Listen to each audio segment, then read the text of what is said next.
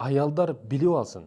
Тамак даярдаган учурда сөзсүз түрдө бисмиллахир-рахманир-рахим деп айтыңыз. Аузубилляхи минаш-шайтанир-раджим бисмиллахир-рахманир-рахим деп айтыңыз. Андан кийин тамак кылган учурда музыка угуп, кино көрүп, оюнга түшүп эмес, тамак кылган учурда зикир менен субханалла, алхамдулилла, аллаху акбар, ла иляха илля анта субханака инни кунту миназ залимин, ла иляха иллаллах мухаммаdur расулуллах жөнөкөй зикирлерди айтып кайра-кайра тамакка дагы дем салып, ошентип тамак даярдасаңыз, бул парз деген нерсе жок, бул хадис деген нерсе жок. Бул нерселерди кылуу хадис же парз эмес. Бирок урматтуу эже карындашым, бул нерселерди кылуу менен үйүңүзгө береке кирет. Кут береке деген келет.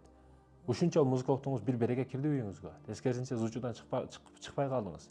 А эгер зикир менен кылсаңыз, ошо тамакты жеген балаңыз акылы күчтүү иштегенди баштайт. Кызыңыз абирдүү болуп жүргөндү баштайт. Телефондон чыгып адам болгонду баштайт. Ошондуктан да эже карындаштарым, тамак кылган учурда бир иш кыласыз, маани бериңиз. Зикир менен кылганга аракет кылыңыз. Күйөөм кетти деп эле жата калып кино көрүп, телевизор көрүп, клип көрүп эмес, убакытты телефон менен өткөзүп, подружкалар менен сүйлөшүп өткөрүп эмес, үйдө турган учурда зикир кылып, күйөөңүз үчүн дуа кылсаңыз, күйөөңүздүн иштери жүрүшөт. Анын иши жүрүшсө, сиз жүрүштүңүз дегени. Зикирге маани бериңиз. Зикирге маани бериңиз. Тамак кыласыз, үйдө көбүнчө сиз болосуз. Сиз колдоочусуз, үйдө билбей колдоочусуз да. Апа баласы үчүн дуа кылат. Балам жакшы жүрүп келсин, иште жүрүп келсин, Аллахым иштерге береке бер деп үйдө бата кылып отурат. Апа казасы болгондон кийин аялына калат эркек киши.